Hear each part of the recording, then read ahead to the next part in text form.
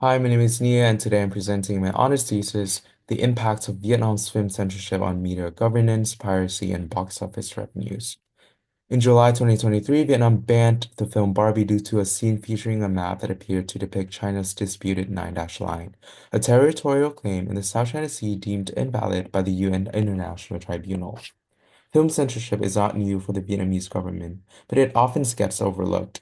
Over the past decades, stringent censorship has restricted creative freedom in the film industry worldwide. My thesis critically examines Vietnam's rationale behind these bans and their broader consequences beyond geopolitics. I focus on three main questions. First, is this form of censorship effective from a diplomatic or political standpoint? Second, how does it in turn shape domestic affairs and public opinion?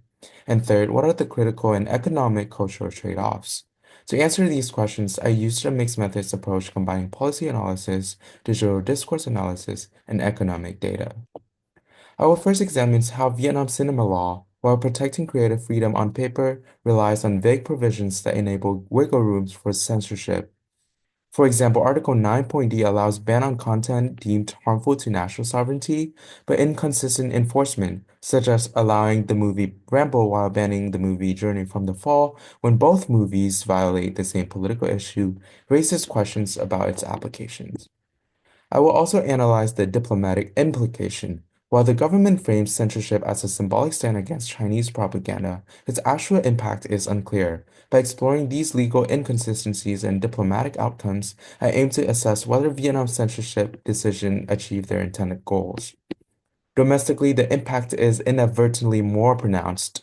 An analysis of over 3,000 comments across media platforms reveals that most Vietnamese netizens supported the ban, while international users were more skeptical.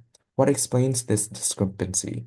One possibility is the government's unilateral control over the media, which shapes public narratives. By framing censorship as protective, the government reinforces a passive dynamic in which citizens see it as essential for national defense. Ironically, banning a blockbuster like Barbie may have fueled exactly what censorship seeks to prevent: piracy. A small fraction of the collected data reflect this issue. Furthermore, I will also examine the economic cost of the ban. With American films making up nearly half of Vietnam's cinema market and a strong local movie-going culture itself, Vietnam licensing Barbie could have been a better move. In the end, Barbie's ban had little diplomatic impact, but exposed unstable governance and economic losses. Moving forward, I plan to expand my methodology with surveys, interviews, and deeper literature reviews to further strengthen my various routes of analysis. Thank you.